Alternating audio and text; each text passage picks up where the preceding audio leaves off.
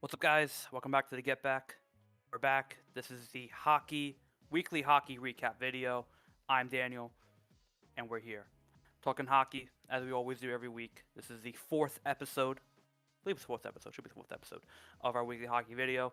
A couple of things to really get into. We're gonna get to it right away. Not much really going on the hockey world recently. As we gear up for the Olympics and trade deadline coming down, we're getting into our little Olympic break soon. So games are coming quick and fast. Players are being played. Games are being played. So let's get into it. We're gonna talk about a couple of teams real quick. We're gonna start with the Tampa Bay Lightning, and I want to highlight Tampa Bay Lightning because they are on an absolute tear right now. They are scorching hot. They're on a 14 game point streak. Um, they've won 13 out of their last 14. They're currently first in their division at 32, 13 and 4, 68 points. And look, I think this Tampa Bay Lightning team has gone under the radar, which is surprising for Tampa Bay Lightning team. Because this roster really isn't that stacked. You have Jake Ensel there, you have Braden Point there still. Sorelli, obviously you have Vasilevsky between the pipes. Kucherov is the all-star there. You have Hedman, you have Lilleberg, right? So you have a couple of really young players as well. Ethan Sampson, Darren Radish, a couple other names too. But you have John Cooper there as well. I think that's the key here. John Cooper's teams always play well and are always going to be a threat. And Tampa Bay is always in a age of rebuilding, non-rebuilding. They're always competitive. Their young guys develop so well. Their farm system is so good that even if they get off to a bad start like they did this year, they're able to kind of bounce back really quickly. And they're able to get these kind of tears and these runs going. So they've just been playing really hot hockey. Kucherov has 74 points. We're not even halfway through the season yet, or we're a little bit halfway through the season yet. He's at 25 goals, almost 50 assists. He's really, really having a great year. Jake Gensel as well contributed. He has 22 and 29. But then Brandon Hagel has been the big surprise, right? 22 goals from a guy who's been known as like a, third line, second line winger. But now he's contributing massive goals, 25 goals, 22 assists, playing big minutes. Darren Radish has been a huge surprise as well. And you have, the thing with great hockey teams is they're able to get production throughout their entire lineup. So you have guys like Hagel, Sorelli, Point, Berkshire, Gord, who are able to contribute goals here and there in this collective group of consistency, right? And you're able to get great play from Kucherov and Genso and Hagel, your star players, right? Consistently. You never really see them have a bad game. And then when you have a Vesna guy like Andrei Vasilevsky between the pipes, and you have that guy who you know day in and day out is going to be that stud goalie that you need, your likelihood of winning is always going to skyrocket. And Tampa Bay, I mean, I guess it was only a matter of time. I think like the word of this team would be like, this is what's expected of them. They have a great team. They have a great roster. They have probably a win now team. It's can they get done in the playoffs? And they probably will. I mean, that Atlantic division is very tight. It's very close. Detroit, who we haven't talked about, is also really good. They're a point behind them. Montreal, who we have talked about a little bit, really young, really fast, really exciting. Buffalo playing like a playoff team. Boston starting to get their shit together. They're starting to play really well. And then Toronto is 3 points out of it. And then Florida is the Stanley Cup champion. And then Ottawa is also really young and really good and have probably the best American player in Brady Tkachuk. Like, this division is stacked. And the fact that Tampa Bay is so far ahead of a lot of these teams with quote-unquote a limited roster is very surprising. And very, very, not very surprising. It's very expected. Like, this is what Tampa Bay is expected to do. They're expected to be good. They're expected to be great. And they're living up to the expectation now. And they're like the Dodgers. They're like the cockroach that can't go away. They continue to bring in these young players who you've never heard of, and they turn out to be great. It's just what they do. But then they keep their core guys together. They keep, that same great consistency that they've had throughout every year, and they continue to just play fantastic hockey. So shout out to Lightning, really really solid team. I mean, and look some of the scores they're putting up, right? 4-1 against the Sharks, a possible playoff team. 4-1 against the Stars, a possible playoff team. They thrashed the Flyers 5-1 and 7-2. They beat the Avalanche, which is probably the best team in the NHL. You know, 4-2. Like they are beating playoff teams. These aren't like 5-4 against the Canadians, 4-2 against the Panthers, and then 6-4 against the Hurricanes. This is all during their win streak. Like these are really great results against playoff teams. This is not just like an easy schedule, quick run against some lesser teams. No, they're beating great teams during this run, the stretch, and they're continuing to play well and continuing to do so. So we'll see. We'll see where they go in a couple weeks. Keep an eye on them. But Tampa Bay Lightning seem to be riding right back into form, right back into where they should be, where they feel like they should be. It's a we'll see what they do with the deadline. I think maybe I wouldn't blow up. I wouldn't add to this group if you don't have to, because I feel like this group is really gelling. They're really playing well right now, and I don't see them kind of messing that up. Could they use another probably veteran player? Sure. Do they need maybe another star center or like somebody they could play with Kucherov and Sorelli? Maybe, but I think you're looking at a luxury there. Is it a Stanley Cup team? It's tough.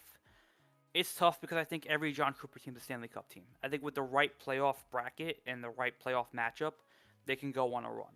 And clearly, they're very tough to break down. They're very tough in how they play, and just overall, like they're just a very, very good team. That's always a tough matchup, regardless of where you are in the standings. So, shout out to Tampa Bay. We'll keep an eye on them. Um, but we are going to move on to a team that's maybe kind of faltering a little bit. That maybe kind of is surprising people and where they're at, based on where they were last year, and that's the Washington Capitals. The Capitals were on an 11-game losing streak. I'm sorry.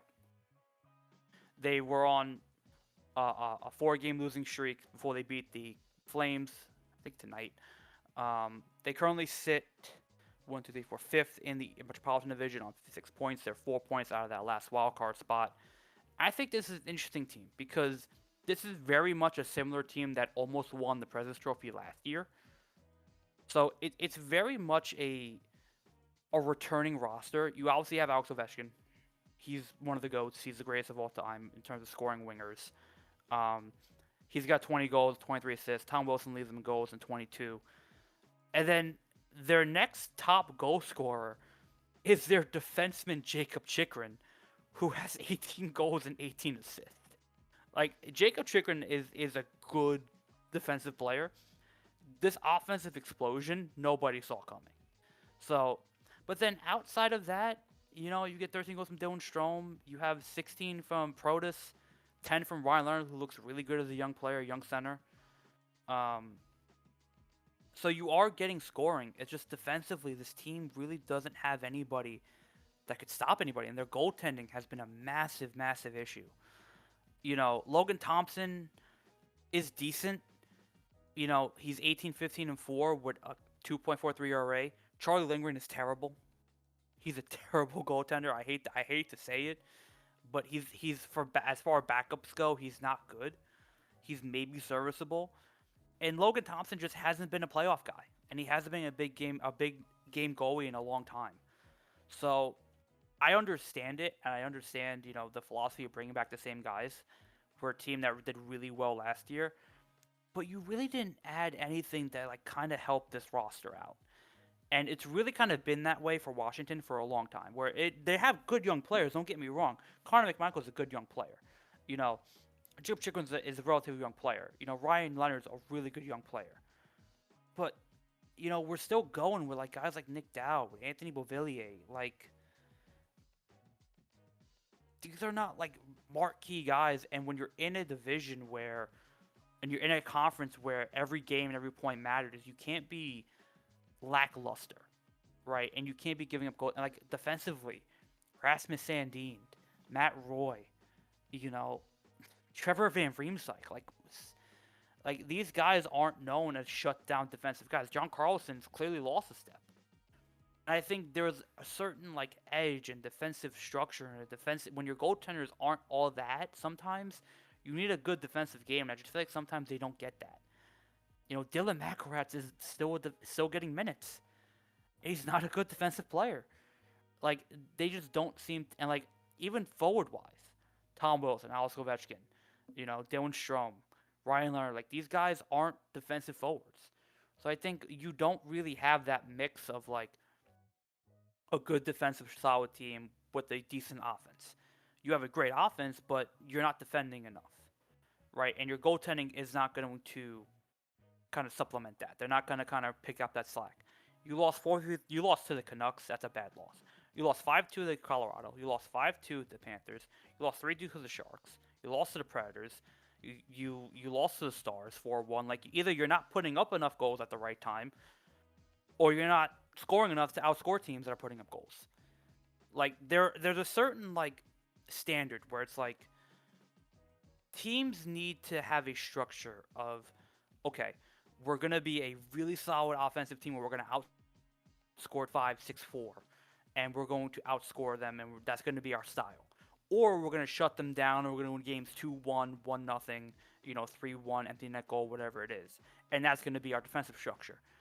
This Capital team just doesn't seem to have that. They kind of are debating whether or not they want to be a great offensive team on some nights or a bad defensive team on some nights. And right now, it's a bad defensive team on some nights with the offense not producing, right? And I say this because I think this team could get better. I think with a couple of structural changes here, and I think if you're able to trade for a defenseman, which is what they desperately need, is a shutdown defenseman or even like a goaltender who's reliable, I think that could probably change some things going forward. But offensively, they're not producing enough recently. Defensively, they're very leaky. Their goaltending's very leaky. And they're not getting like Tom Wilson is a good, great player. Ovechkin is aging. Nick Dowd is aging. Marinek is old. Carlson's old. These young players aren't stepping up to the degree where I feel like they are a competitive playoff team or a Stanley Cup team compared to teams in their division like Carolina, like Pittsburgh, who are young and fast and getting production from both their veterans and their young players, and having a solid defensive structure, like the Islanders, who are veterans and great young players and a solid defensive structure. You know, even teams like Boston, Toronto, the Canadians, young teams with a solid defensive structure that are playing really well and getting contributions from their veteran players and the young players. Like they are getting that consistently every night, and the Capitals aren't that consistent with it.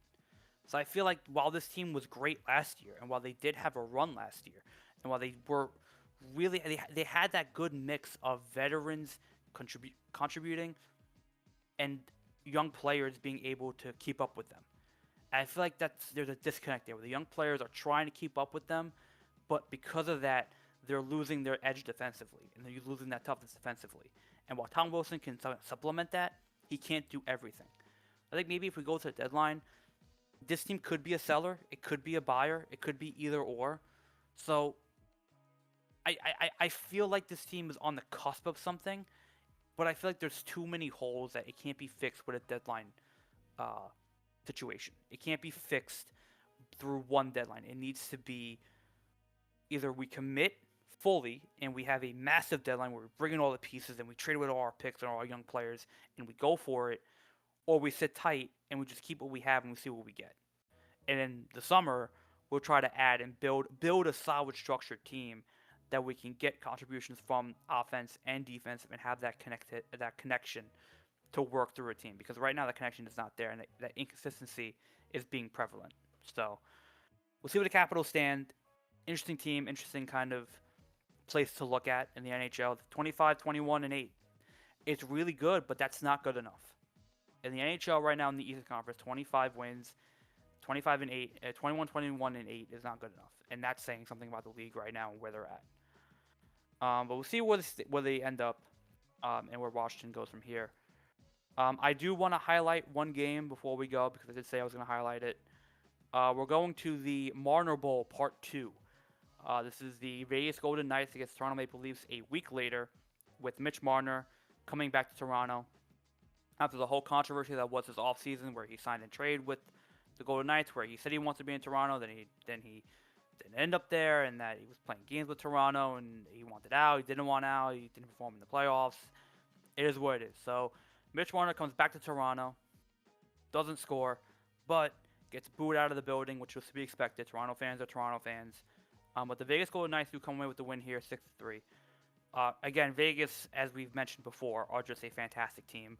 Offense, defense, they have it all. The rich get richer as well for them. they are just the Vegas Golden Knights are just an absolute rolling unit. They just always seem to find a way to get better every year. They're what many expansion teams want to do. They traded for defenseman Sanderson from the Flames for a first round pick and players. Like they just continue to get absolute Anderson's defenseman from the Flames. They get an absolute stud defenseman to go in their top pair with Shea Theodore. And they just continue to get richer. Like this Golden Knight team, I really like. I like their roster, I like their structure, I like how they're built.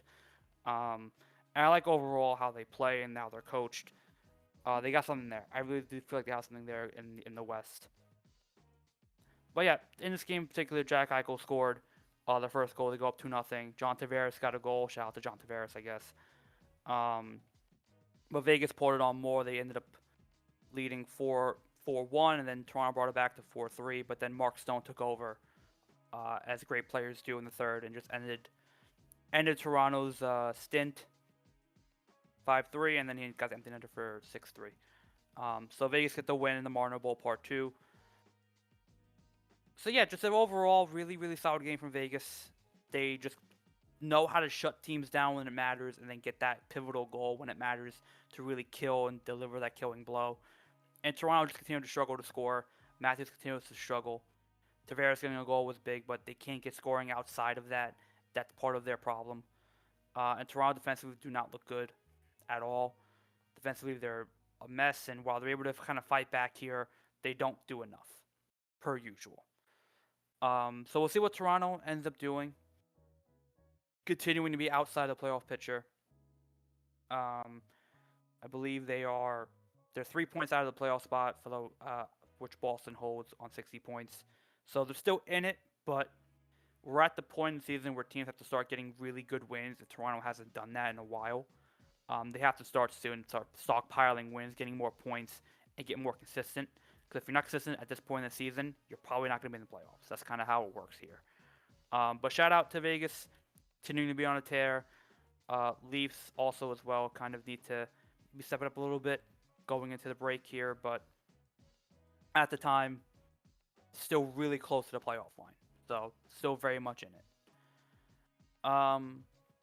Before we go as well, I want to shout out an always awesome, always rare nowadays, always a very fun goalie fight. We love a good goalie fight. Sergei Bobrovsky of the Florida Panthers and Alex Nedeljkovic of the San Jose Sharks. This was after a hit was delivered, and Bobrovsky and Nedeljkovic kind of skated over to that corner. And then Bobrovsky comes roaring down the ice, takes off his mask, goes right after Nedeljkovic, and they just start trading blows. They go back to back.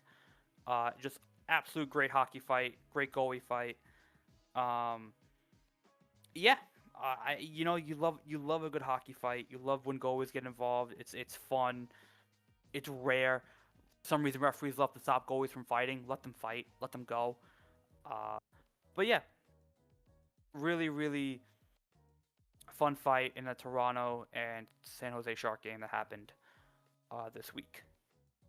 And before we go, just want to highlight one marquee game so we get back to it. Some fun games over the weekend. Please stay safe over the weekend as well. It's going to get really dangerous out there if you're on the Eastern Coast. Colorado-Toronto is a really game I'm very interested in seeing because Toronto needs to bounce back desperately from this, and Colorado's kind of been meh the past couple weeks. Kind of been meh. So, really interested in that game. New York-Boston is always going to be a fight. Original 6 matchup. Anaheim-Edmonton, I'm excited for that one as well because those are two teams that really need to win. Anaheim's playing really well. Going into Tuesday, Chicago-Minnesota is always a fun battle. Buffalo-Toronto is a very pivotal playoff matchup right there for seeding, so that's a very important matchup right there. Wednesday, you have Rangers-Islanders. Need I say more? Thursday, you have Rangers-Islanders. Need I say more? You have Philly-Boston. That's always going to be a brawl. Thursday is a big day for the NHL. I think that's 15. All 15 teams are playing in that one, I think. Could be wrong there, but I think all 15 teams are playing in that one. So that should be a fun day. You got Florida, St. Louis. That's a fun one. Dallas and Vegas. That's going to be a beast matchup right there. Winnipeg and Vegas. Winnipeg's been playing better since I absolutely flamed them a few weeks ago. Winnipeg got their shit together. Shout out to Winnipeg. They're playing a lot better, so that should be a fun matchup for Tampa Bay. Utah's playing really well as well. Carolina should be a fun one. And then going to Friday, only one game. Columbus, Chicago, always fun. But that is going to do it for this episode of the weekly hockey recap show here on the Get Back. I've been Daniel. Make sure you like, subscribe, comment, turn notification bell on. Check out our live stream or other videos or other content. Make sure you go subscribe. Make sure you go check out those, like those videos as well. Check out our Instagram or TikTok at the Get Back Sports. Should be a lot of at the Get Back Sports should be a lot of fun. We have more content coming on in the future. More content coming out about many other sports, but the weekly hockey show will still be here every Friday, every weekend. Gonna be great. Gonna be a lot of fun. I've been Daniel, and we'll see you guys next time.